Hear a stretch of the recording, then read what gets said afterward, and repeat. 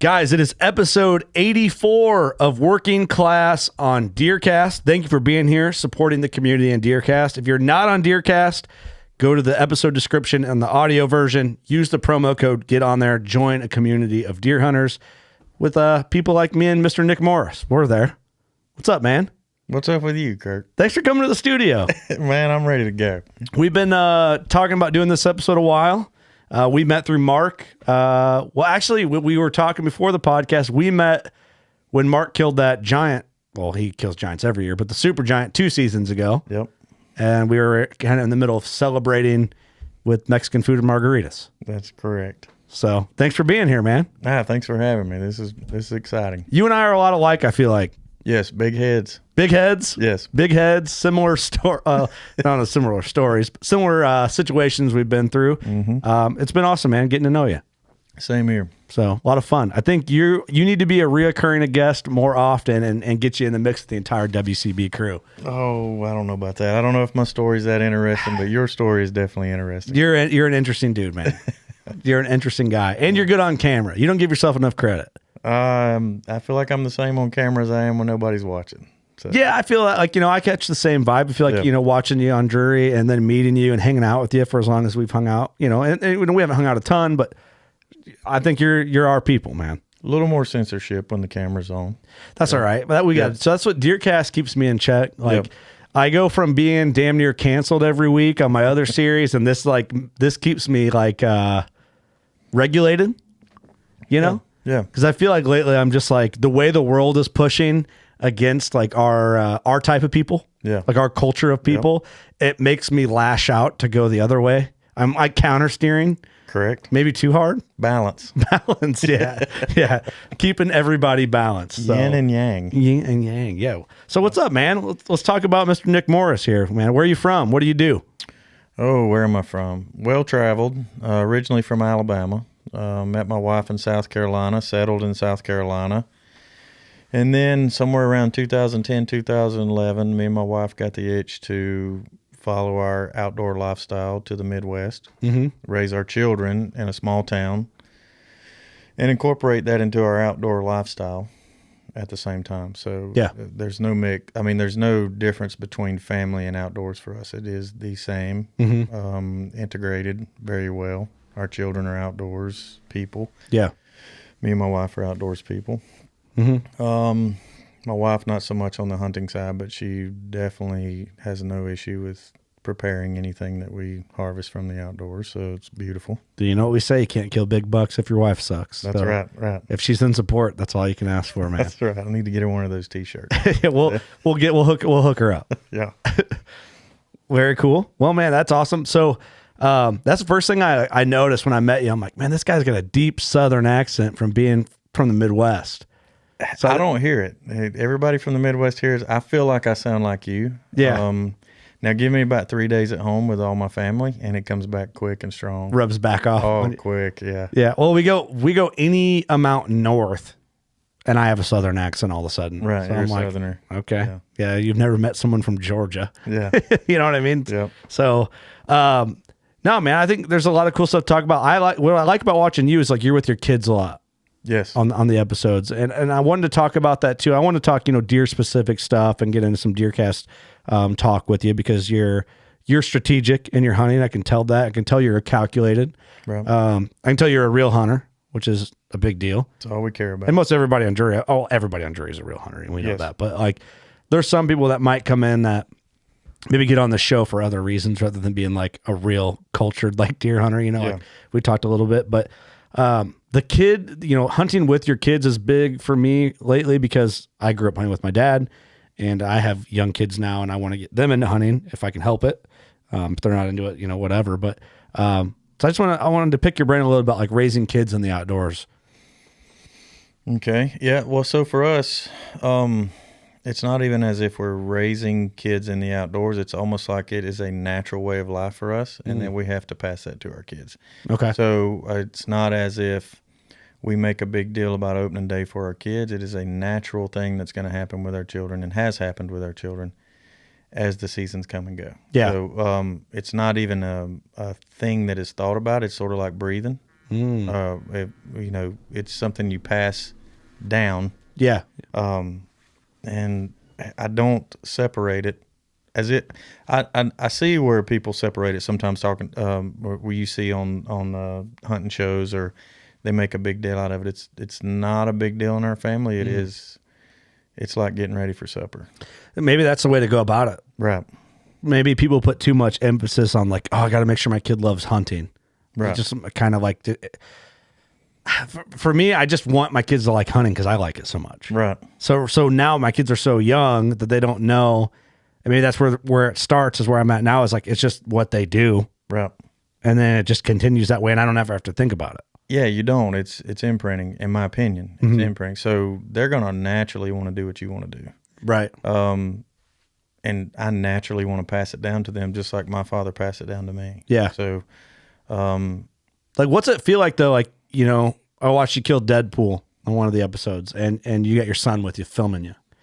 Like, what's that vibe? Like, what does that feel like as a dad to have your son with you running camp? Like, he's doing high level stuff for his age, and it's your kid. So there's got to be something to that where you think I'm sure, like, you're sitting there in a tree stand, you look at your son and you're like, man, I'm proud of this right now. You know what I mean? Oh yeah. So it's like you're Oprah right now and a gas leak just broke out for me. So it's hard for me to talk about. I get emotional because it's something that you can't explain on a microphone. It's a feeling of euphoria that you get while you're in the tree, while it's happening. Heritage-based, genetic-based, instinct-based, and to pass something like that to your child and to watch your child be better at it than you are. Yeah. Like, I don't handle cameras like he does, or understand how to capture it like he does. And Mark or Josh or Carson, any of those guys will tell you that he's talented as far as the camera goes, and I'm not. So, but camera aside, we don't do it for the camera or for the notoriety. We're literally, the camera is there capturing what we naturally do when the camera's not there. Yeah. And that's kind of how we try to film our hunts. And to watch him nail that as a 15-year-old kid. So the videos you've seen is him as a 15-year-old. Yeah. And even as a 14-year-old, if you go back a couple of seasons. So, yeah, the special thing is to have it documented. Right. So I can go back and watch that memory. Your memory's one thing, but then when you can go back and just literally, sometimes me and my wife catch ourselves at night falling asleep, watching him do his thing, and just like this sense of fulfillment comes over us that you can't explain. Yeah. You got to go experience it with your kids. And I would encourage anyone out there, and I've encouraged it on camera before, if you want to really understand hunting and really understand the importance of it and passing it down, go do it with your kid, and you'll immediately recognize the importance of it. Yeah. It's hard to explain or describe the importance of it, but the feeling you get when you're doing it with your children will give you all you need to know to keep doing it. Yeah. No, I love that, man. It's just been, with our crew, we all have young kids, at WCB. So we talk about a lot. It's been a topic of conversation, I guess, frequently, recently anyway. Like, it's, what age is the age to get them try to kill a deer, and how do we do this? And I guess we're more concerned with like making sure they like hunting. And it's like, how pushy do you get? But I think your attitude of just like, you're just doing it, and they just do it. Yeah. So I've got 3 children. Oldest child, Kaylin, she does not care about the harvesting or that part of it at all, but she loves to eat it. She'll be the first one at the table when it's on the table. Yeah. So she enjoys it that way, which is cool. Right. Yeah. And we don't push her to go do the part she doesn't like. Yeah. But she's ready to eat it when it's there. My middle daughter, Kinsley, and then my son Mason, they both love doing all of it. They want to do the harvest and the eating, and so we incorporate it into our family life, sustenance based, just teaching them the importance of being connected to nature and how nature can feed you and help you survive, and without sounding like a prepper. It's not that for us. Like, it is an actual lifestyle. It's part of your life. Similar to breathing or drinking water. It's not something that was ever thought, hey, we should do this. It's just something we do, and something we've always done. Yeah. Something in both sides of my family that we've passed down from generation to generation, and we love doing it. Dude, I love it. One thing I love about you too, man, when you walked in the studio, you're like, yeah, you're actually a hunter. Like, you kind of like, there was like I don't know, there's like almost like a authentic, like, checklist a little bit with a hunt. Like a hunter knows when another hunter's a hunter. Yes. Yes. And like I have that with you instantly.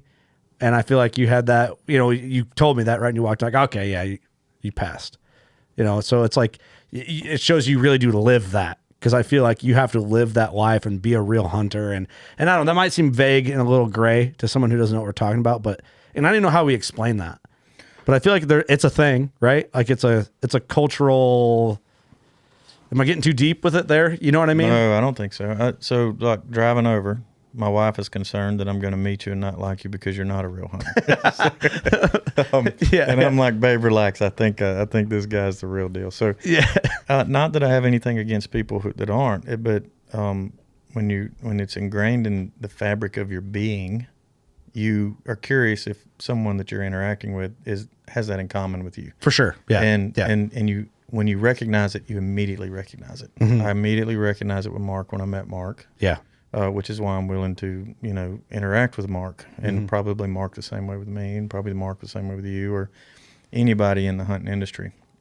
So some of us are more picky with who we interact with than others are. Yeah, yeah. So, I love it. Different reasons. I love that filter because I feel like I have that, and I'm like kind of self-conscious about that a little bit. And I feel like as I've gotten older, as you get older, you control who you're around a little more. Yes. You're in high school, you're in school, you're doing shit you don't want to do, you necessarily want to do, and you're around people you don't really want to be around. And if I can be around only hunters, I'm going to really just control that and be only around people I want to be around. Yeah. And I'm fortunate enough with my career path and like people I've met in the industry that I've been able to do that. Like, our whole crew is who I surround myself with, and the Drury crew. Right. Everybody's a killer. Everyone's a hunter. We talk about the same stuff, similar mindset. It's nice. Yeah. And especially now with how wild things are getting, it's like, where are we at? But we all know the guy who's pretending, and anything, hunting or not, right. It could be anything. But okay, so I wanted to touch on raising kids with a passion for hunting. And I saw the Hunt with Deadpool and your son filming you. And I just thought that was cool because I've hunted with my dad, and now my daughter and my son, I can't imagine what it'd be like hunting with them when they're older, like shooting deer, or having them film me shoot a deer, have me film them shoot a deer. That whole process has to be, I don't know. I can't fathom it yet. Yeah. So how do you get into describing what that feels like? So I have filmed him take deer. He has filmed me take deer, and there's several deer that he's taken on film that are nice. And so take Deadpool just for instance. The amount of time that went in with me and him that we shared together preparing for that hunt, which goes 3 months back probably. So then it all culminates into one moment on film, and the amount of emotions. And for me, it's not like upset emotions. It's just like a sense of pride that you and your son went through this process together, which is not easy. It looks easy on film, but they're seeing just a sliver of the pie chart, like 3% of what actually happened going into killing the deer. Yeah, right. And that's where a lot of the criticism comes in online. But what I don't think people understand is, there must be nice people come out of the woodwork when they see just the limited amount of it, like. Right, it's like, right. So that hunt in particular, if you look at some of the comments, a lot of people picking it apart. But you read the comments? Hell yeah. Oh, I learned my lesson, man. No, never read the comments. I'm petty like that. Yeah. They can talk about me, but don't talk about my family. Okay. I want your address if that happens. Hear you. Okay, that does change the vibe a little bit. Yeah, I got you. Yeah, so. Seeing him go through the whole process and him handle himself the way he handled himself and capture that, the camera work was really good on that. Oh yeah, that particular hunt. Yeah, and he's a 15-year-old at the time. So, yeah, I mean, how do you describe that? It's kind of hard, other than just a overwhelming sense of pride within you that you're like, holy moly, that's my child doing that. Yeah. So to watch him go, you're watching your child go do things like that's something that. I mean, only parents can understand. So I don't have a great way to describe it other than... maybe there's no way to describe it. Yeah. I mean, you start...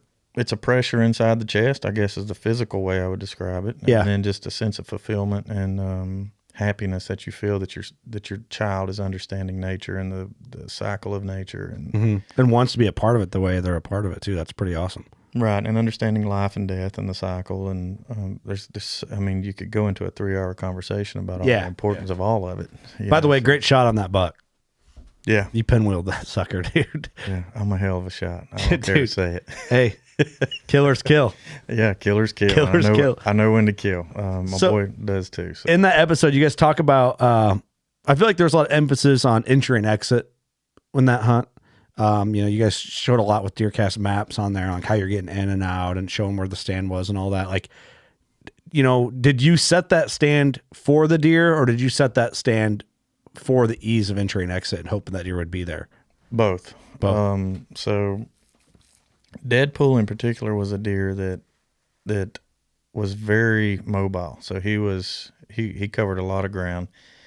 But right there before that hunt, so probably 2 to 3 weeks before, he started showing up there pretty regular enough to where we knew if we had the right wind, we could go in and probably have a good chance at him. And I think on that video, I actually talk about that. I think I talked about his regularity. I'm not sure. But anyways, he was showing up regular enough to where he was one of the main targets there. There were a couple other deer there that could have possibly passed through that area, but we designed it so that the mature bucks would move through that spot. So if you watch that video, if anybody watches that video, you'll notice that a lot of the younger deer would come in and out of that area that we're in a different way. But the mature bucks, which are usually lazier by nature, just like me, like old dogs. Yeah, we don't want to climb a fence or jump over a fence. We want to walk through the easy part.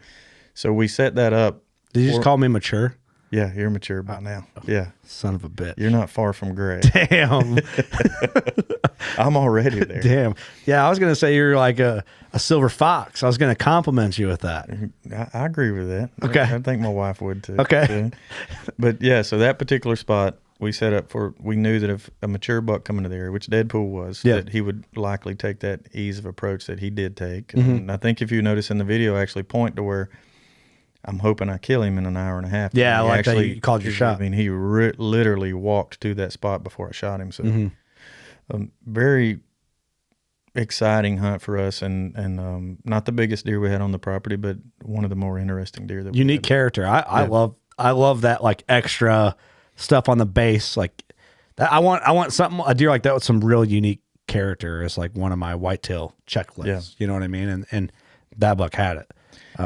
But I do love that you guys emphasize on entry exit, because I've been talking more and more about entry exit as the podcast progresses. Like right now, we just drilled in a bunch of like access on one of the pieces I can hunt for, specifically for entry and exit, like sorghum grass blend. It's a big time as a company, Borderline, and I just did a whole entry exit strategy to get into a plot, and I feel like that's like the big thing people screw up. And if you don't know, you don't know. But once you learn, like, oh, I've been accessing this area wrong, that's why I'm not seeing the deer I want to see. I think that's a bit. And wind, entry, and exit is the biggest. Are you asking me when and where? No, I think that is. And I just, what I'm saying is I like that you guys emphasized on your entry exit in that episode. You talked about how important it was. Yeah, so it's like similar to like, say if you're a dog owner and you feed your dogs, right? And a good example of how smart a deer is similar to a Labrador Retriever. So if you have, which we do, dogs, and the way your dogs pattern you, they know when you're moving in and when you're moving out, as far as like going to the kennel to feed them or moving out, or just by the way you come out of the house, what you're going to do. So a deer is very similar to that. And when you enter a deer's environment, they're way more aware than most people realize that you are there or you're not there. Yeah. And they tolerate you being there in a certain way, and then there's a certain way that they don't tolerate you being there. So if your entry is such that they're tolerable to it, which on that hunt was a great example. Yeah. There were for sure deer that knew that we were in there whenever we were in there. Yeah. So yeah, entry and exit, I would argue that most serious deer hunters out there will understand that is probably primary. The most primary reason why you're going to kill that deer is if you're cautious about how you get into his area or not. And he's probably still going to know you're there or know that you entered the area. Yeah. But the trick is, does he know you left or are you still around? Right. So, and I think that's key what they will tolerate and what they won't tolerate. And some deer will tolerate more than other deer will. For sure. Yeah. They all got different personalities, just like me and you. So. Yeah. Just like dogs. They're Just personality like dogs. based a lot. Yep. And I just like that conversation of, entry, exit. And then I've always really been, I feel like the big thing that changed my perspective on whitetail hunting was like the conversation on hunting quartering winds, like a wind that works for a deer, but also works for you. Mm-hmm. I feel like once you understand like that, how deer use wind and entry and exit, I feel like that's the main like bullet points to the recipe. And there's a lot more in there, but I feel like if you can nail those for a spot, what stand or tree, whatever you want to set up, or a food plot, whatever you're going to design, I feel like that's like the base of the formula, Yes. And I feel like it took me a while. Like I'm lucky that I talk to people about deer hunting and I learned some shit. So one of my buddies like, oh yeah, quartering winds. I'm like, explain that. And I'm like, oh my God, I never thought about it like that. I always think, well, the wind's blowing that way, I want to be over here. Well, the deer's not going to walk with the wind to his back. Right. So I'm like, oh, quartering winds make perfect sense. Right. So, well, and something I don't see people talk about very often that I feel is important is that the height that you're at. So like stand height. Yeah. So we try to get 20 to 25 feet, and my wife does not like this, by the way, especially when I'm taking my son up there. But so if you have an evening where there's very little wind movement, say 2 to 3 miles an hour, and you're 25 foot up in a tree, well, then you've got a window of about, I would argue, 70 yards before your scent hits the ground. So we take into account when we set up our stands, like say that in the particular hunt with Deadpool, it was 40 yards to the other side of that biologic radish plot. Mm-hmm. So we knew that anything coming to that plot, even with on the downwind side of us, that our scent is probably going to, move 70 to 80 yards before it was low enough to affect the deer. So we actually had deer in the plot downwind of us when Deadpool come in that our scent was actually going over before it hit the ground. So I don't see people, well, I ain't gonna say I don't see people. I think that that's something that people should take into consideration. Like, you don't always have to hunt a perfect wind. Yeah. There are times where you really play that fine line of a quartering wind, or there's not much wind. How long does it take your scent to hit the ground? Mm-hmm. How much room do you have? So like in a pinch point, that would be really important. So if I'm 25 foot up in a pinch point, the deer are going to come past me at 25 yards. I'm not worried about the wind direction at all. Mm. So see, my scent's going to be over the top of them. Yeah. They're going to be dead before they knew I was there anyways. Yeah. I like that. I like that perspective. I feel like it's becoming a trend. I don't know if you've heard this too, but I just feel like, because I talk to a variety of people are like, oh, you don't need to be up that high. I like going higher than lower always. Right. Like if I'm tree stand hunting or saddle hunting, I just like to be at 20 foot or higher. Right. And 20 foot's higher than people think it is. Oh yeah, it's up there. Yeah. People, I think most people are in that 15 to 17 range, and it's only a couple feet, but right. I feel like that's where most people end up. Right. And to me, the higher you can get, the less chance you're going to get smelled. Yeah. So take into account high pressure morning. So we have certain stands on our farm. We're on a high pressure morning where there's no wind, and no wind could mean 0 to 3 miles an hour. Mm-hmm. So on a high pressure morning, clear skies, the sun's coming up, all of your thermals are rising. So at this point, you no longer have to worry about wind. Yeah. And if you're worried about wind, you're just wasting your time, because your scent is actually leaving you and going up. Mm-hmm. Overcast days, low pressure days, well, it's the opposite. The scent is leaving you and going down. So if you take all that into account to the set that you're going to, well, you can get away with a lot of different things. And I think a lot of times people look, well, that's a south wind, I can't hunt that stand. Well, it's not that simple. Is it high pressure? Is it low wind? And you might get away with it. Even on a windy day, if it's high pressure, your scent will tend to go up instead of down. Yeah. So you could get away with a stand and I've killed a lot of mature bucks that way.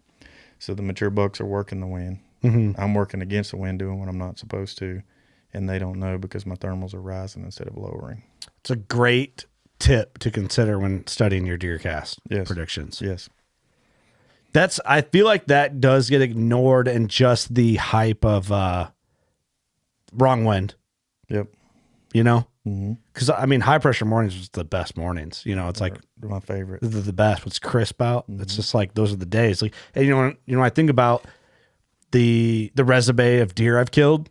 a lot of them are on high pressure days like that, where it's crisp and cool and sunny, clear sky, Yep. and it's just nice out, you know, Yep. like, and those are the days you dream about. Yep. But yeah, I feel like knowing what you're looking for in DeerCast can kind of elevate what that program can do for you. Yes. And that's something so that's in my list of questions for you here mentally. And maybe this is the answer, but this is a good tap into that. Your favorite feature in DeerCast and why? Like why? What's the one thing when you're selling DeerCast? Somebody like, dude, this is what I use the most. Well, all right, I'm gonna give you a roundabout answer. Okay, that's fine.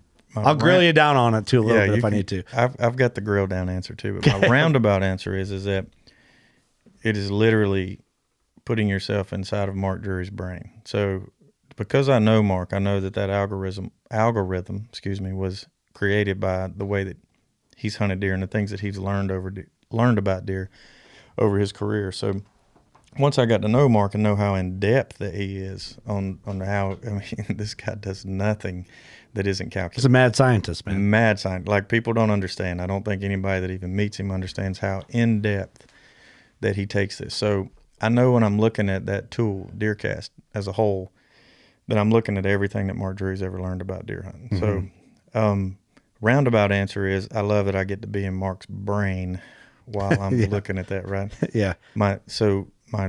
If you want to grill me down to the particular thing that I like about it is how accurate the weather is on it. Mm-hmm. So the pressure is huge for me. Moon phase, weather radar, that the weather on that app is more accurate than NOAA, in my opinion. Dude, I don't know if people have realized that, but like the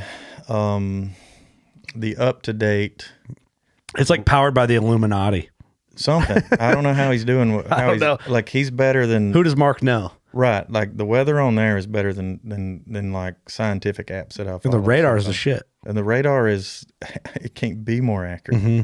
And believe I've been poured on and knew that the minute I was about to get poured on because of that app. So, yeah. I know I'm being vague on your answer, but the weather would be my favorite tool on there. All the tools on there are useful. I love the mapping, plot management as far as mapping goes, but it saves me a lot of money on fertilizer and stuff like that. But, right. But the weather on there is like, I use it for like when I go fishing at the lake in the summertime when I'm not even hunting. Like, I'll check the weather on DeerCast. Yeah. Instead of the normal weather app. Like, and it's more accurate. Yeah. So. No, I mean, it's great. I mean, especially when you can break it down and see the like pressure. You know, you can focus on pressure and stuff like that and wind direction. I love the wind check feature on the mapping. For me, it helps me mentally visualize like certain areas and what the wind's doing when I'm going to whatever stand. But I was just curious on that. It's like something I'm going to start asking people more on this series. I started doing that with Brian and Cody. Like, what's your favorite feature and why, that type of thing. And because there's a ton on there. Right. But I feel like, I haven't done a good enough job of like really showcasing, and I'm doing better. I use it. I love it. And I feel like there's a lot of people who don't, it takes time for those things to catch on. Right. You know what I mean? And I feel like DeerCast is designed for whitetail hunters, where there's other mapping tools that are great, but they don't hit the specifics we need for where we need them. Right. And that's a perfect example. If you're a whitetail hunter, you're not using it, you're backing up. I mean, I think so. And I know there's guys out there that are purists that think they don't need an app to tell them when to hunt. Well, yeah. If you're just looking, I'm one of those guys. I'm not a social media guy. I'm not a app guy. Yeah. But that app is on my phone right now. I could show it to you, and I use it regularly, not just for deer hunting. I use it for fishing. See, I find that very interesting. Right. So some of the fishing, hunting stuff correlates with each other. So I use it for that, especially the radar. I mean, if I'm on the lake and I'm fishing and I look at the radar on DeerCast, it's more accurate than some of the other Fishcast. Right. Well, I don't even know what Fishcast is, but I don't know if there is one. Yeah. I kept saying when we were in bear camp the other week, I kept saying, "Oh yeah, we're gonna look at BearCast, see how the bears are moving." Right. I don't know. There's a market there. Yeah. So I don't know. I think Mark is the information that he put on there is actually tried and true. It is tested. Yeah. He used it for years, put it in there for a reason, and it's accurate, and I think you have to take it for whatever your situation is for wherever you hunt. For sure. And it's not going to work everywhere all the time. Nothing does. Well, you know, I talk to people about it. It's like you see some of the online reviews and like some stuff we posted. It's like, bottom line, this is like a funny way to word it, but they get what I'm saying when I say it's like Mark and Terry don't know every deer that's going to get up and move 100 yards on your farm. This is not realistic. You can't. It's just bullshit to really hold them to that. Like, you know, okay, it says great, you didn't see any deer. Well, what did you do? You know, Mark can't compensate for your sloppy entry and exit, and you're hunting the completely wrong wind on a low pressure day. Right. Well, so this is what I get a lot is some of my family from Alabama be like, well, I went hunting, I didn't see anything, and DeerCast said great. And they're hunting 80 acres, and there's 9 people hunting 80 acres. So I'm like, well, yeah, you're hunting vampires, man. Like, they want to move, but they know you're there, so they're not going to move. Vampires. Yeah. So it's like, what Mark and Terry have done is create a great general resource for what deer will do under certain conditions. So like, if you have a farm that is hunted by, there's extreme hunting pressure on it, well, it's not going to apply to you. Yeah. You know, now you're hunting a different type of deer. Well, it could, but what I like about it is it might not apply to you in general, but all the tools you need to understand deer are there. Yes. So there's topics about pressure. There's topics about everything you need to know about deer. It's been talked about on DeerCast. Right. So if you're curious, if you're like, all right, I need to really analyze while my overpressured small piece is not doing what I want it to do, the information on how to fix it is in the tool. It's there. Right. And it's up to you to figure it out. Yeah, and it's correct. You know, I'm fortunate enough to own a 900-acre farm where I can put that app to the test, and it's right way more than it is wrong. Yeah. And what I would say to people out there who doubt it, you know, if the deer that you're hunting can see your truck and see where you park and see you get out and walk to your stand, well, even though he wants to get up and feed, he's not going to because he knows you're there. Yeah. So don't blame DeerCast for that. You got to figure something else out. Yes. Yeah, I feel like a lot of people, there's a lot of lazy people out there. Yes. I was trying to be nice about it, but there's no way really around it. There's a lot of lazy assholes out there that are just like, how come the big bucks aren't walking by me? It's like, well, dude, there's a lot of stuff you could be doing. Or, you know, and if a lot of people are just out of options, I got to get to a spot. There's no way to not get there without being seen. Well, right. It's time to get creative. I don't know what else to do. Like, yeah. According to the property that you have, what the pressure is, what the situation is for the property of the deer herd that you're hunting, it's all relevant. For sure. All the information that you could plug into an algorithm would be relevant. But in Mark's case, he's given a general, if you run a normal farm with normal pressure, these deer are going to do this at a regular time. And he's right more than he's wrong. Yeah. The app is right more than it's wrong. Yeah. And then even then, the tools to figure out for your situation they're in there. You just got, you know. Exactly. Follow the feed, they're in there. All right, I got a question for you. This is in my slew of questions that I think is fun that I'm going to start asking the Drury crew. What is your weakest link for yourself as a bow hunter? Like what do you consider your weakest quality? Like what's something you wish you could improve more on or need to improve more on? Hunting skills wise or personally? Hunting skills wise. We can get into the personal stuff if you want. Well, they probably intertwine. Oh man, that's not an. It's a tough question, man. I know, but yeah, my supreme confidence. Can I give you my example? Yes, give me something. So my example for myself, and this is I just want so maybe you know where I maybe understand the question a little more. I have a hard time like making my game plan and sticking with my game plan because I let what if that deer is going to go this way? I'm going to try and get in there and do a hang and hunt, but I need to be over here. Or what if I push 50 yards further? Like I'm indecisive when it comes to sticking to, how aggressive do I get? Do I back off? Do I go? I'm always unsure of the right move. Your example was excellent. So yes. All right. Here's where you put me. Overthinking is my biggest weakness. And I think it's the biggest weakness of most bow hunters. So we want to make things way more complicated than they are because it's fun. I think that we like to sit around and pretend that the deer is like a genius, and that we have to be just as genius to fool that deer, when actually, if you just keep it simple, hunt pinch points, hunt the wind, hunt food sources, it's not as difficult as we make it way more difficult than it should be. Yeah. And I think you'll hear that across the board from a lot of hunters. But the last couple episodes, keep it simple, stupid, is what Brian and Cody were telling me. Was it? And I'm like, what is that? Keep it simple, stupid, or is it keep it simple, comma, stupid?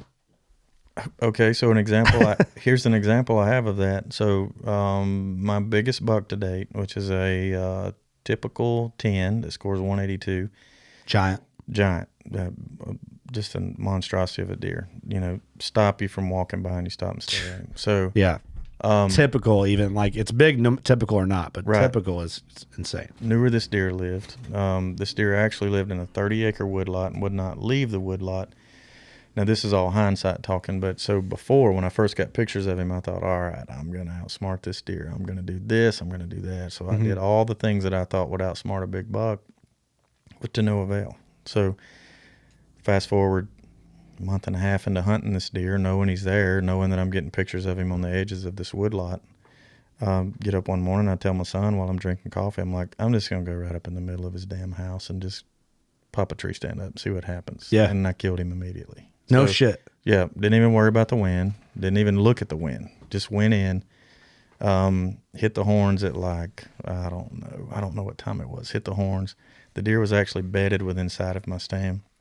He stands up and walks right in front of me like an idiot. So I had put a month and a half of stress and turmoil and this decision. This run your mental self through the ringer. Right, like I did this, and that deer knew that I did this, so he didn't come here because he knew that. And all it was that he just sitting in there being lazy, not very smart. And then once I finally pushed in and got aggressive on him, I killed him immediately. So I overthought that entire process, and then the biggest buck of my life came from just going hunting, just doing it. Just go hunt and see what happens. Okay, I got a confession. Yeah. So we did the Turkey OG series. Mark and I do that, and he gets Turkey Legends on. And I'm meeting a lot of these guys for the first time. So, but one guy I did know, we had Waddell on, and I talked about this on another episode. I kind of got my feelings hurt a little bit. Not really. I'm being a little sarcastic when I say that, but right. We were talking about deer. We got into a little deer discussion. How people like to make it all deer are the smartest thing. Kind of what you're alluding to. We get methodical. It's fun. And he's like, they're just goats. A little bit is like how he broke it down. He like simplified it. They're just goats with antlers on their head. I'm like, I can't remember what I did another episode I was talking about. I'm like, it kind of hurt my feelings because I've been getting so worked up over goats. That's our ego. You know what I mean? Yeah. Like I was like, dude, they're not goats though. But are they? Are they just goats? Are we just? Yes. Another quick example. I had a typical 12-point. Beautiful deer that hung out on my farm all of October. Yeah. And he disappeared leading up right up to November. And I hunted him for 2 weeks in November. Never seen him. Didn't know where he went. It was already in my head that neighbors had killed him. Yeah. Doing all the tricky stuff that I'd read in Field and Stream and Outdoor Life my entire childhood. And then tricky stuff. Yeah. So then get frustrated. Like, hell with it. I'm going to just go hunt somewhere new. I had a permission piece I could hunt like 3 miles away. So I just go there, just want to go see some different scenery and just do something different. Yeah. That deer walks under my stand within 15 minutes of me being in the stand, and I didn't do anything. Didn't call to him, didn't do anything. He was 3 miles away from my farm and just walked under my stand randomly, and I killed him, and he's on my wall right now. And I look at that deer every day, and just keep it simple. Sometimes it's just go hunting, man. Just go enjoy the day. Go hunt. Don't overthink it. Don't stress about your entry exit so much. See, I love that too, because like we're touching both sides of this a little bit, because I feel like I haven't hunted. I mean, maybe I have, and I'm just not recalling it. But like in the moment right now, the last 3-4 years of hunting, I've been so strategic and anal about everything. That I like it. I do enjoy that. Like I enjoy that part of it. It's fun to me. Yep. But at a point, it's like I'm I spend more time hem hawing and getting second opinions and studying maps but I enjoy that part. I love that recipe to whitetails. But at what point am I just like, yeah, the spot that you're hem hawing, that you're like, I'm waiting until November 15th before I go in and do a hanging hunt on this wind and a high pressure morning. And right. When I should just like, do I just go in there and hunt and see what happens? Yeah. Sometimes that's the fun in it. Yeah. And so trail cameras are to blame to all this, by the way, I think. Oh, I agree. So this is something probably your Midwest listeners are going to be shocked to hear. But so when I grew up in Alabama, the way that we killed mature bucks in Alabama is that we would walk cutovers. So a cutover in Alabama is they come in and they cut every tree down to the dirt. Mm-hmm. So there's nothing but dirt. So you'll have like, say, 200 acres. It's just literally dirt once they're done. So what happens in the next 3 years is that all kinds of undergrowth pops up, sawbriars in particular, and the deer flock to it. They love it. It's like their version of a cornfield in the South. Mm. And sawbriars are really high in protein. So as soon as we'd have a clear cut, our antler growth would go through the roof. So my uncle Don, taught me this when I was 13, 14, 15 years old. So we would go in and we would just like strategically say, all right, you walk up this side of the draw, I'll walk up this side of the draw. If the deer jumps up, we shoot them running. Mm-hmm. And that's how I grew up hunting. So I thought it was ridiculous that guys on TV were shooting deer standing still because we always shot them running. Yeah. So what we learned about mature bucks is that a lot of times we would jump mature bucks in a particular cutover in a particular draw. Mm-hmm. No matter how many times we jumped him or how many times we spooked him, he would always come back and bed in that draw, no matter how much pressure we put on him. Mm-hmm. So the thing that it taught me is that, and you'll hear the opposite on TV, is that if you pressure a big buck, he's going to move off the property. Yeah. I don't believe that. I do believe that maybe some personalities of deer will do that. Right. But what we learned in Alabama, and in particular deer, and I could show you pictures of the deer, that we would jump them 7, 8, 10 times before we got them killed out of the exact same spot, out of the exact same like bed. Day to day. Well, so say if you jumped him on Monday, it might be Wednesday before he's back, but he's coming back. He's not going to leave. Yeah. And when I say jump him out of the same spot, I'm like literally the same bed. Oh, so, really? Yeah. So like you would go down and like say a buck jumps up. And when I say jump, I mean literally jump. They would jump up running. Yeah. And we would kill them. And then we would go down there and look at where their bed was, and their bed would be the size of, a cattle trailer. Yeah. Maybe not quite that big, but a big area that he just bedded there every day. Mm-hmm. Now, southern deer are definitely different than Midwestern deer, mm-hmm. but I've also found that to be the case here in the Midwest too, with like bucks that are on our farm. Yeah. So we like to get to your point, like just go hunting. Yeah. Like sometimes. Yeah, you might have a particular buck that you push out of the area, but most bucks are going to come back home no matter what you do. I don't care how many times you spook them. My cameras have showed me that they'll be back. When all my redneck family comes up from Alabama and they spook all the deer on my farm, deer, all the deer still come back. Yeah, so, I got Uncle Don and Cousin Joe and everybody running around, spooking everything, but they all come back. See, I love that thought. I love it, but I'm not going to lie if it kind of kicks me in the nuts a little bit. I got to be transparent with you because, and in a good way, right? Like, I like that it kicks me in the nuts is because it kind of ruins my argument of like, dude, you can't bump a deer more than twice. He's out. Right. Like that's the methodical, they're not goats. They're genius goats or whatever. I don't know. You know what I mean? It's like it's fun. But man, it also makes me feel a little good. It's like, man, if you do bump that deer on an aggressive move, he's coming back. Right. And I don't think we push deer out more than other deer push deer out.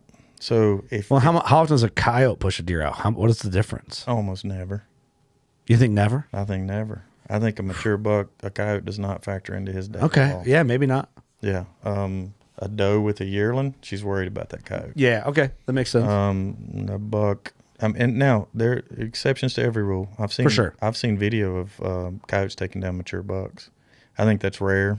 Yeah, I would say too. Yeah, I think it's isolated. Yeah, you'd find them all over the place if that was the case. Right, but take the 12 point that I talked about earlier in the video. Podcast. that 12-point, he was also living in October with 2 other bucks. One was a giant 8-point that was really aggressive. 8 points are always aggressive. That's I know, the deal. it's weird, isn't it? It's weird. They're always the problem maker. Yeah. So, my opinion is that 8-point pushed him out of that area. He said, all right, the rut's coming. You got to go. Go find your own area. This is going to be my area. We'll be buddies again after the rut is over. Yeah. Right. See you in December. Yeah. So I think that you're not going to push a buck out of an area. Now, say you go push him every day, every single day. Yeah, sure, he's probably going to move out of the area. Yeah. Right. At least until he thinks you're gone. But as far as bumping them while you're hunting them, especially the closer it gets to the rut, you're the least of their worries. They got bigger worries with Joe Blow 9-point that's pushing into their territory. They're not concerned with you. They're more concerned with other deer than they are concerned with your hunting pressure. Yeah. Now, I'm just talking specifically second week of October all the way to second week of November. Yeah, and you for could sure. push it on even to Thanksgiving if you wanted to. Mm-hmm. So. It brings comforting thoughts to me. Honestly, like, there's some big deer I'm going to try and hunt. And dude, I'm just thinking back, like I tiptoed, man. Like I tiptoed a lot over this buck that maybe I shouldn't have tiptoed as much. Right. Like I love this perspective that you have because I feel like, and no offense, I do love it, but I feel like your perspective would cause some arguments with some other guests we've had. Oh, it's going to piss some people off. But I love that though. Like this is great. Like you know how boring podcasts would be if everybody had the same perspective? Well, so because of the way I grew up hunting in Alabama is how I have the different perspective. Well, you've seen other whitetails in other areas. I've seen extremely pressured whitetails. Yeah. And when I say extremely, like 400 acres and there's 20 people hunting that 400 acres. I've seen extremely pressured whitetails still come back to that same bed every day. Yeah, that says a lot. Even though they're getting, not even just walking cutovers. We used to run deer with dogs down there. And that's the only way. When I first started deer hunting, that's what we did, is run deer with dogs. So I never even knew it was a concept that you shoot a deer standing still until I was like 15 years old. All I knew was shooting deer running. It's a different world. They're running from dogs or they're running from you because you jumped them up. So I got something I want to ask you. Yeah. And I didn't mean to cut you short. So it got to the point. This episode, as we're recording, actually, you know what? This episode will launch before that episode, and I'm worried you're going to make me eat my own words a little bit. But I'm transparent. I'll own it. So we had a guy on. I won't give too much away because he's a good dude, but he's big on TikTok, and he's gotten some arguments on TikTok, and I've talked about this in the past, but there's a lot of hounds guys who like run hounds for coons, right, and they think that dogs don't spook deer out of their bed. I say there's no way a dog doesn't spook a deer out of his bed. Like a deer is going to get up if a dog runs by it. Dogs absolutely spook deer out of their beds. Okay. Thank you for not making me seem like an ass. I was beating my head off the microphone. Like, how is this even a legitimate argument? Okay, so like, you think a dog does not spook a deer at all? Like, no, dogs definitely spook deer out of their beds, especially in the daytime. But I will say I have seen with my own eyes from coon hunting that deer show less respect to dogs after dark. So okay, that might be part of the argument too. You know, right? So I've been on coon hunts with coon hunters on the backs of mules. Where I've literally seen dogs treed on a coon and there's deer standing 40 feet away in soybeans eating and paying the dog no attention. Really? I've seen that with my own eyes with spotlights. Right. Mm-hmm. But then on the flip side of that is that I have seen coon dogs destroy an entire area with running coons during the, late evening daylight time. So deer definitely react differently in the daytime than they do at nighttime. Probably it's a comfort thing, I'm sure, for them. But yeah.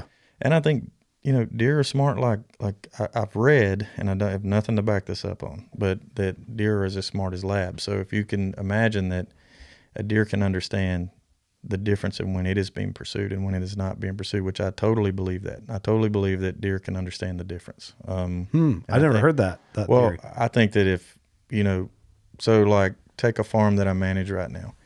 I bush hog, 21 miles of trails. And during the summertime when I'm bush hogging those trails, the deer pay me very little attention. I mean, literally like moving their leg out of the way as the bush hog comes past. Yeah. I don't exist to it. Like, oh, you're cutting trails? What's right. up? Yeah. Go to those same trails in November and they see the tractor from 200 yards away and run like they've been shot at. Mm-hmm. So I think deer are at least intelligent enough to understand. I don't think they know when deer season comes in, but I do think that they can understand the difference in just like my lab. I always go back to a lab. Like when I get out of the truck after I get off work, my lab can understand the way I step out of my truck, whether I'm in a good mood or a bad mood. Yeah. And my lab will come up to me and be happy. Or if I'm in a bad mood, my dog just goes around the other side of the house. Yeah. And I haven't said a word to the lab. So yeah. Okay. Right. So that may be a little out there for some listeners, but if you're around animals a lot, horses, which I have horses. Yeah. I don't feel like it is. Right. There's an energy, and I believe that deer can tap into that energy. And anybody who's been sitting in a tree stand and have a buck, stop and look up at them for no reason whatsoever. Mm-hmm. Wind is perfect. You didn't make any noise. So if anybody wants to argue with that, I would say, well, you ain't been in a deer stand long enough to see a deer just stop and look up at you and wonder how in the world that deer knew you were there. So this is the pro tip from the episode. Just be a happy hunter. When you're hunting, be happy. Positivity. Good energy. Everything. Right. Good energy. Smile while you're hunting. Be happy and things will go good for you. Dude, you know, I've had deer do that. Like I have a buck. I ended up finding him dead. I hunted giant. Would have been still to this day my biggest buck. Dude, so I'll just tell the story real quick because it's a perfect story of an example of what you just said. This buck's coming in. I set this saddle set up for this deer. I see does step out. I'm like, come on, big boy's got to be in here. There he is. He pops out right behind him. 30 yards. Does work through. I'm lifting my bow, getting ready to draw. He stops and he's like, something's up. Yep. He's in a cut cornfield. Cuts out 100 yards, loops out, and then comes back to meet his does. Yep. And he never saw me. Why did his does walk right through where I could have shot? I could have shot every one of them. What did he sense where he's like, I don't know about this.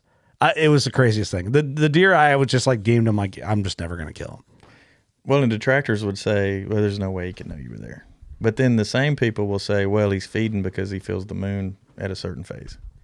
So it's like, you know, what are you getting into? Magnetism? Who knows? Right. Witchcraft? Right. But those of us who've hunted long enough know that it is a thing. Dude. And it is for sure. I think he could feel like my heart rate. I agree. You know what I mean? Like, yeah. I was like, dude, I had my release on the loop and I'm like this. And he's walking. He put his head down to walk and I'm like, here it is. Yep. I'm going to draw, do the thing, stop it. No.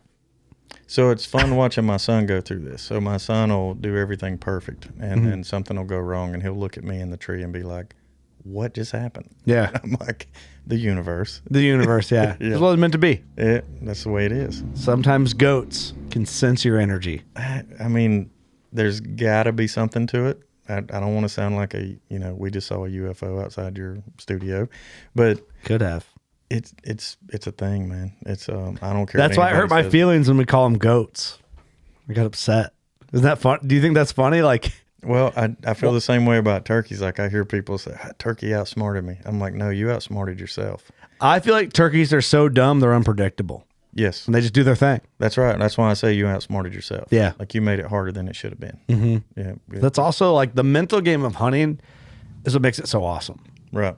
You know, because I feel like it would be way less fun. I don't know. I just love the strategy of it. Right. I love the conversation behind it. Yes. I love everything that encompasses the whitetail. Like I love whitetails. Right. But I love like this. Yep. That builds up to the whitetail. Right. Like to me, like, I mean, imagine the friends you've made over whitetails. Like what other animal is responsible for that? Exactly. Well, just the kindred spirit of all hunters, and understanding that thing that you can't explain to non-hunters. Right. You know, and if I would tell people anything is don't try to understand the animal, understand the environment that the animal lives in. Mm. So once you understand the environment, which I think Mark is great at, yeah, you understand the environment and the markers that dictate how the animal moves and reacts. Yep. Well, now you're outsmarting the animal, but you're not actually outsmarting the animal. You're just understanding how he operates in his natural environment. Yep. And those are the guys who are, successful all the time versus the guys who just get lucky every now and then. For sure. And what's also beautiful, man, is like you said, sometimes you can just go out there and smack a giant and it just happens. There are times where I go hunting hoping I don't see my target deer because I just want to go out there and be part of it. I don't want to mar it up with killing the animal. I know that's no, I get that. Yeah. So that would probably sound crazy to most people who are just, achievement driven, but I think it sounds crazy to people who've never killed deer. Right. Or the deer they want to kill. Right. You know what I'm saying? I think they might not get that. If you kill a pile of deer. Right. And you get to a point to where you realize that you're not participating or you're not, you don't want to be that. Well, I gotta be careful what I say here. You're not in it for how it impresses other people. Right. So you just want to go be part of it and thankful that you're part of it. You're hunting because you'd go hunting anyway. Right. You're sitting out there participating in something that, I'm trying not to sound like a UFO guy, but you're going out there and participating in something that get weird. Let's do this. To me, it's spiritual, right? Yeah, so, dude, I'm with you. Right. So killing the animal is not the spiritual part. Participating in the environment and the environment that the animal operates in, all that is very spiritual to me. And the kill part is important as well. We definitely want to do that part, but I'll get weird. You want me to get weird with you a little bit? I'd love it, man. Let's get freaky. I feel like a lot of the animal being in front of you that's like the crazy spiritual part. Like I feel like there's connection of like how it got there. Like, you put things together to get it there, but the way it got up and got in front of you, like there's something behind that a little bit. Where does it take you to? Yeah. Like, what are you tapping into that makes you so excited? And what like makes it come together to where like it works out perfectly. Like you draw, you anchor, you're in the zone. Sometimes you don't have to think about it. Sometimes you get nervous. Sometimes you don't at all. Right. And the arrow just goes right where it needs to go. And then after it was all done, you're like, oh, I didn't even think about any of the process. Yeah. And I'll give you another perspective that in my older age, so I'm 45 years old. So when you take an animal, most people view it as the animal is losing. And like I have this weird perspective where I feel like I'm losing because the experience is over. The animal lost its life, but according to how spiritual you are and on which direction you take that. But sometimes I feel as if once the animal is taken, that I have lost and not the animal. Now, I know that's deep. So people going to roll their eyes right now, but that's where I'm at in my evolution as a hunter. So there are times, and this happened this past season, where I had target bucks in front of me and did not shoot them. Really? Yeah. Just wanted to soak it in, watch him walk off in his normal environment, soak in the moment, and have my son look at me like I'm crazy. So, what are you doing, Dad? Well, okay, we've got all these cameras charged, and now that's only happened with him once, but there's other times where I'll like go on, like say, a scouting, quotation mark scouting hunt, which I take my bow with me. So observations, but you got call it right, but you got your bow with you, so and have it come in and watch it all unfold and then defold, or the opposite, and get just as much enjoyment out of that as the killing part. Now, that was not the case when I was younger. That's something that's just started happening. I'll tell you, I'm not there yet. Yeah, I'm not encouraging it, but I'm not judging you for it. Like, I find it very intriguing. Like, I'll unapologetically say this, and it's probably not a glamorous thing to admit. Maybe it's honesty, but I like to kill stuff. Like I like to I like the process of watching fletching disappear inside an animal. Yes. Like that is fun to me. Now, am I talking about like the harshness of killing to just kill? I don't mean it that way. Right. The process to me is beautiful. Yes. And I mean a well-placed shot where it needs to be and as efficient as it can be. That's what I love.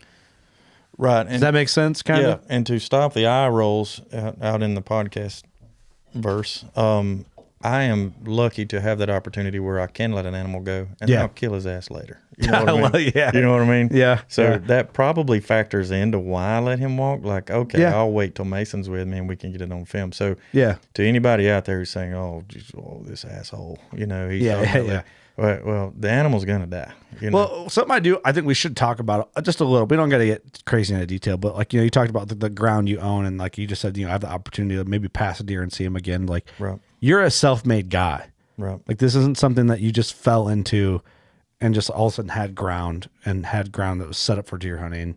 Like, you're a hardworking dude.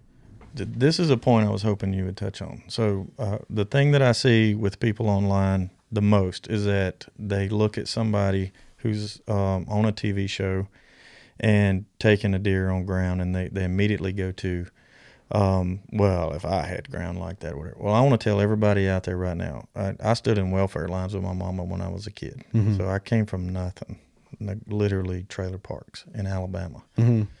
There's pictures of me in a baby pen in the infield of Talladega. If that gives anybody any idea of what kind of white trash I'm talking about. So the thing that I want everybody out there to understand is that anybody listening to this could eventually get their own property, Mm-hmm. hunt their own deer, become whatever they want to become. And it's a little disappointing to see the hate that comes towards guys who have made it, because everybody's dream is to make it. For sure. And by no means have I made it, right? But I just would like to see people understand that, most of the people you see online or on TV shows, they got there because they loved it. So it was something that they deeply feel passionate about, and they just found a way. Yeah. Mark Drury would be a great example of that. Yeah. I'm a great example of that, and a lot of the hunters that you have in here are great examples. Mm-hmm. But it's not always that somebody just had money and they got some land left to them. That is the case sometimes. Sometimes, and yeah. I don't think you should hate those people either. They can't help that. They can't help that. Would you turn it down if you were in that situation? Nobody would. No one would. Right. So, I just want people to understand, like, if you're listening, you're a young kid, or even if you're, young man, whatever, find a way. If you love it, it will love you back. If it's all you care about and you're passionate about it, just keep taking opportunities and doors as they open, little tidbits here, and it'll eventually turn into something that you can grab a hold of and be proud of. So it worries me that I see that online a lot, where guys are, they just want to hate the guys who have, the haves versus the have-nots, right? For sure. Dude, I kind of went through it too. Like our working class bow hunter, man. I remember when we started working Class On DeerCast, and after a few months, I quit my day job at John Deere, and dude, everyone's like, well, you're not working class anymore. Right. And I'm like, well, what does that really mean? Right. Just because I worked hard and achieved my goals, it means I'm not you think I don't work hard still? Right. It's like, that term, like, I almost I love the term because it embodies work ethic and what you want to do. But I feel like it almost gets slumped on, like Mark said it. It's like people, like, okay, to be working class, you have to be miserable in your career and what you do. You know what I mean? It's like, right. Well, that's not true either, because I know a lot of guys that work their asses off that do what they love to do, and they work more hours than guys anywhere else that are playing the must be nice card, Yeah, so, I mean, what I put my wife through to accomplish this goal, I will forever be indebted to her for. And if you're listening, babe, I love you. Shout out to the badass wives out there, because we're saying you can't kill big bucks if your wife sucks. But it goes true. Like, no matter what your passion is, if you want to be a pro golfer, your wife's not going to support you in that, you're never going to be a pro golfer. Yeah, an example of that is the first part of our farm that we bought was 160 acres back when we didn't have money for it. Oop. And my wife, heard no from about 25 banks before she finally heard one yes. Yeah. And the interest rate was ridiculous. And we did it anyways. Mm-hmm. Not because we cared about the money, it was because we loved it and we wanted to live an outdoor lifestyle and raise our family in an outdoor lifestyle, and we found a way. Yeah. So I would caution people who are watching these guys who are shooting these giant deer on the internet that it might not have went down the way you thought. They might have done it the exact way you would do it. And I would tell anybody out there, if I can do it, from trailer parks in Alabama. I mean, we used to get our shoes from a thrift store before school every year, like poorer than poor. Yeah. And here I am, and I own a 900-acre farm in North Missouri, and people think I'm something special, and I think I'm not. Mm-hmm. So I would tell people that anybody can do it. If I can do it, you can get that farm. You can be shooting these giant deer. You can share it with people or not, but don't hate people because they're sharing it with you. Right. I would like to see less hate online. I would like to see people understand that it's not as obvious as you think it is. It's not an easy thing to do. Respect the people who are doing it, and understand that, like you take Mark's story. I know Mark personally, so I know his story. Yeah. And if you know his personal story, then you know that it wasn't just handed to him. He worked his ass off, Yeah, there was no, that story goes deep, but there's no Drury Outdoors before Mark and Terry. No. It's like those guys built that from the ground up, but even then, like, there's more to that. Mark might correct me if I'm wrong, but I think he started out as selling clothing for Toxie Hayes and Mossy Oak. Yeah, we had Toxie on the podcast, and Mark gets into that on one of the Turkey OG series episodes. But it's like, you just got to hustle, man. Whatever you're into, you hustle. And if you're not into what you're hustling on, like, work on something to make you hustle on what you want to hustle on, if that makes sense. Go get it. Nobody's stopping you. But I'll tell you, man, like, I do this for a living. I'm very fortunate, and I think about it every day. And I live in constant anxiety, right? Because I want to keep doing what I'm passionate about, right? You know, and I always had the mindset of like, I'm 32. I've worked, in my 20s, I worked jobs I hated. I worked jobs that I thought were all right. And my last job I thought was okay, but I didn't want to do it forever. Didn't care about it. I wasn't passionate about it, but I knew I had to do it. And I worked on this after that and worked probably more hours I did in my day job during that week to get it to where it is. But I always had the mindset of I'm never going to let a job tell me not to go hunting. Right.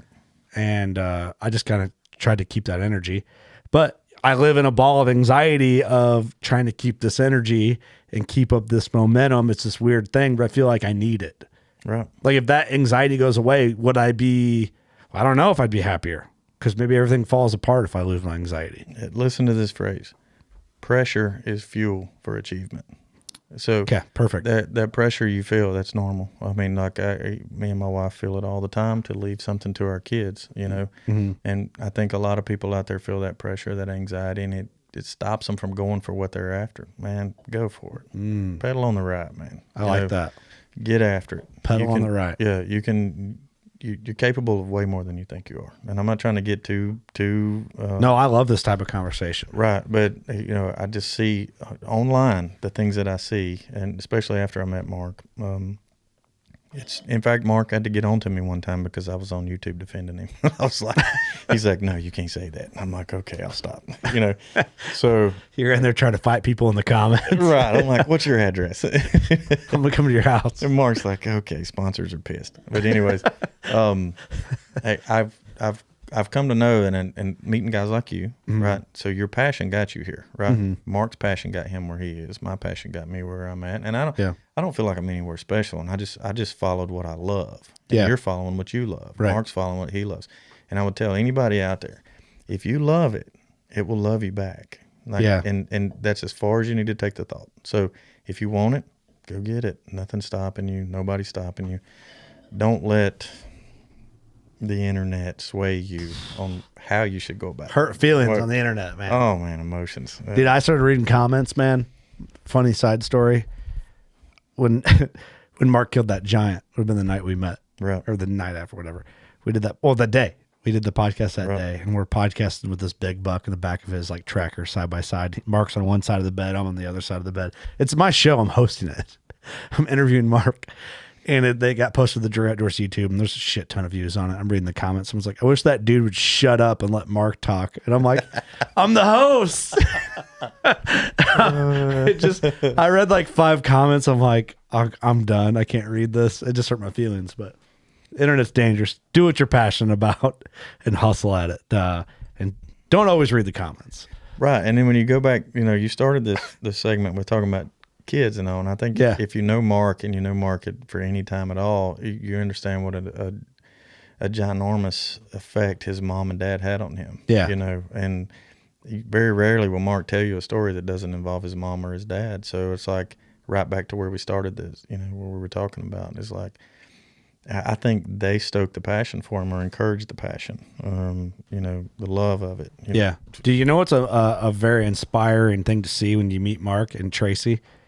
Dude, how like in love they are. Oh yeah. You know what I'm saying? I talk to my wife about it all the time. I'm like, you're around them, they just like love each other. Yeah. So me and my wife date them. That's what we say all the time. Dude, that's a good way to so, you need them in your life a little bit, right? Like we're due for a dinner with them. Right. So me and my wife will, we'll do a dinner date with them every now and then, and like we don't get a whole lot of adult time because we're professional parents. That's what I tell everybody. Yeah.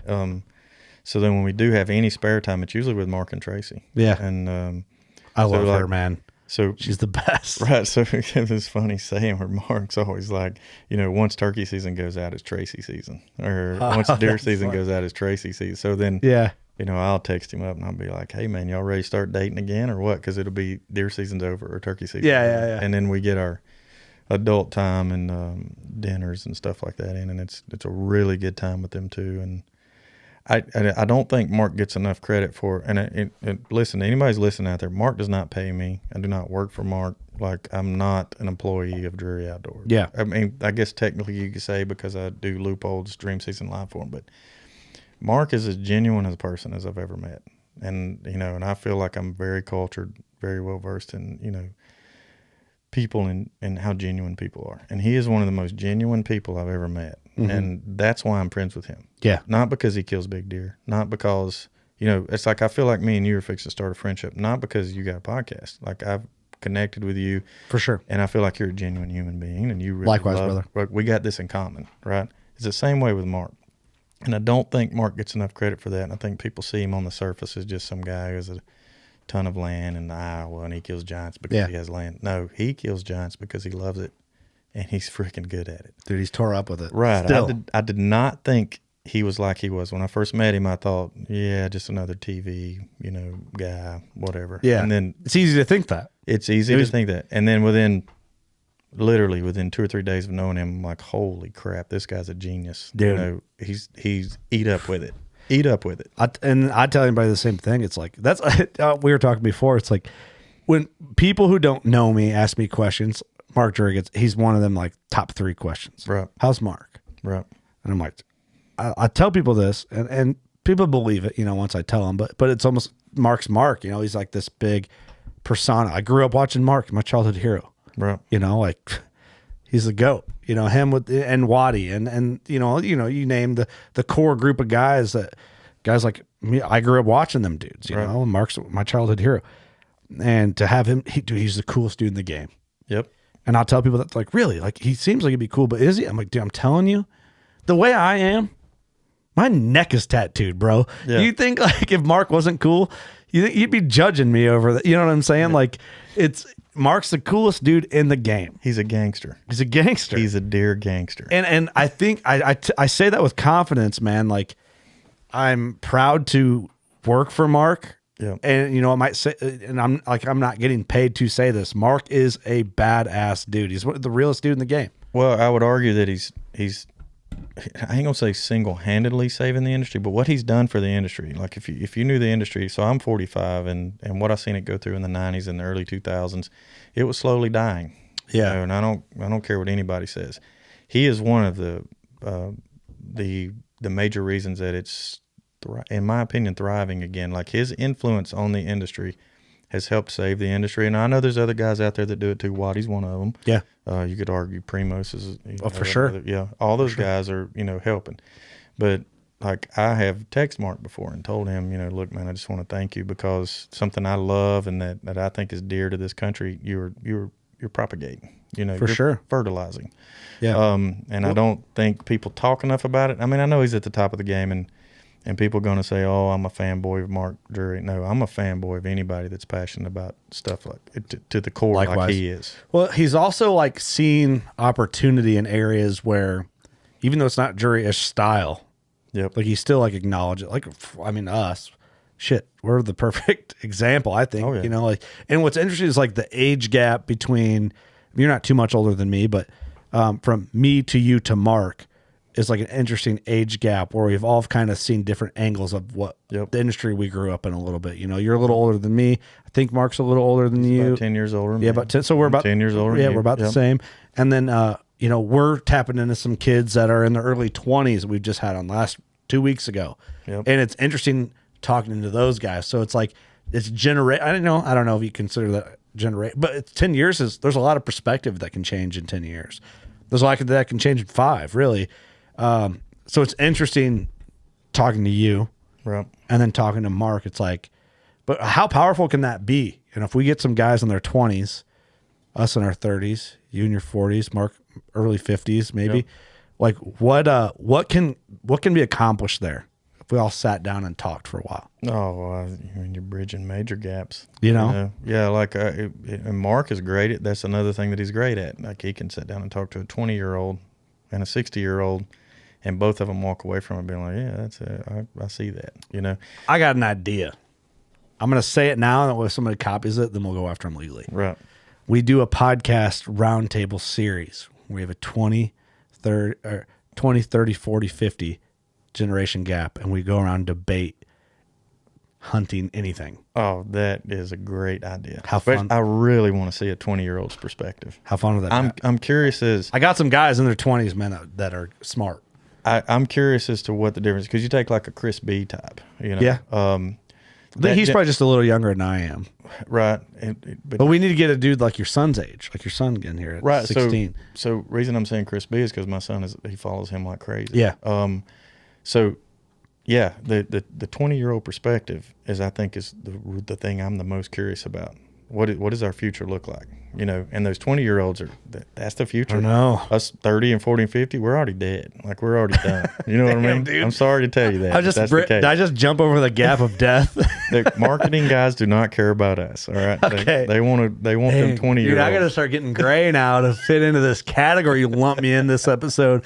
I'm like, dude, I'm a young whippersnapper. You're like, no, you're mature. You're old. It's over for you. I'm like, son of a bitch. Dad bod.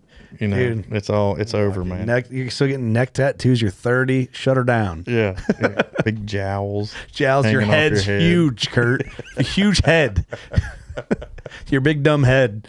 Yeah, I think that's a great idea, man. I would love to hear a 20-year-old's perspective. We'll call it the Working Class on DeerCast Generational Perspectives. Yeah, I think it's important. I mean, I think it'd be fun. If you really love what we do, you got to be worried about the future. And I know Mark's worried about it. I've heard him talk about it. I'm worried about it because I have a son that's 16. So how about we do them quarterly, 4 episodes a year? We do the generational check-in. Yeah, see where we're at. The DeerCast generational check-in. Bring your son. Yeah. You, me. I got a guy in his 20s that come in. 22, I think they are. Yep. Gage from Team Vital. Get him in here. Get Mark. We get somebody 60s and 70s in. That'd be fun. Well, like with Mason, my son, he'll tell me to do things sometimes, and I'm like, no, that's dumb. And then I see it on camera, and I'm like, oh, that was genius. So there's a lot of older guys in there, probably, you know. Well, us older guys, so they were born in social media world. Yeah, and then you were on the edge of it, right? Yeah, like we had MySpace. Right. I didn't have cell phones when I was in high school. Yeah. So this is. I didn't have MySpace or Facebook or Instagram accessible phones in high school. Right. I had a AOL dial up, and I still hear that dial tone. They had to go home, and I'm not even sure people know what I'm talking about, but yeah. So he understands things that I don't understand because of the world that he was born in versus what I was born in. And for sure, everything has changed so fast in like 20 years that there's a bigger gap between 40-year-olds and 20-year-olds now than there are 60-year-olds and 40-year-olds. It's crazy. Yeah, it's ridiculous. Dude, I'm telling you, my generation, and this can be argued. We were the last, like, I don't even know what to call it. We were the last. You know what I'm saying here? I'm trying to, like, the gap. Like, we were the last ones that could, like, push kids down, get in fist fights. What would that gap be called? There's got to be a term for it, right? The last of the Patriots. The last of the Patriots. They're the last of the true Republicans who were born and raised and made it through high school. Right. No, that's not the term. There's got to be a term. Maybe there's not one. But I know exactly what you're saying. It's a different world quickly. The last 10 it's years. Getting Fruit Loopy. The last 10 years, anybody from Mark's age to your age, so from 50s to 30s, we don't understand that 30 and down. Yeah, what do we call that? I don't know. You're going to have to come up with It's a divide. That's your job. Yeah. The great divide. Right. Kind of what it is. And look at what the disconnect is. It's your job, you said. Yeah. Look at the disconnect between nature and the world they're living in. So that's the part that concerns me. Like, it's concerning. If I need peace and relaxation, I go out on my farm and go down by the creek and do whatever.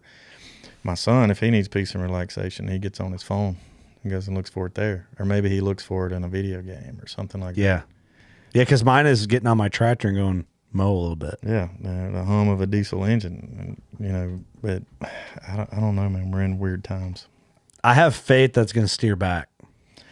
My boy gives me faith, and that's the only world I can look into because it's my immediate world. So I see him, Yeah, that's good right there. Like if you watch his videos and you watch him take, he gives me faith. Shit, watching him on video, I'm like, damn, that's what we need. Yeah, the hunt where he kills slick, you know, and he shoots and he turns around and smiles at the camera. You know, I'm like, oh yeah, it's still there. We're good. Yeah, yeah, we're good. It's just we got to be careful not go too far and bridge that gap.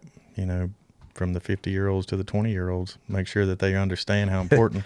Yeah, you guys are. You know, you're part of this too. Like what you're doing for the industry, keeping everybody talking about it, keeping all the, you know, the topics relative and all, that's crazy important to the future. Yeah, you know? That's a good point. It probably is. So, well, let's get your boy in here, man, and get his perspective. That'd be fun. Yeah. But I think we did a DeerCast generational update. That'd be fun. Yeah, I think it'd be a great idea. We could get, there's some arguments in there. There's some great debates in there. Mm-hmm. It'd be fun.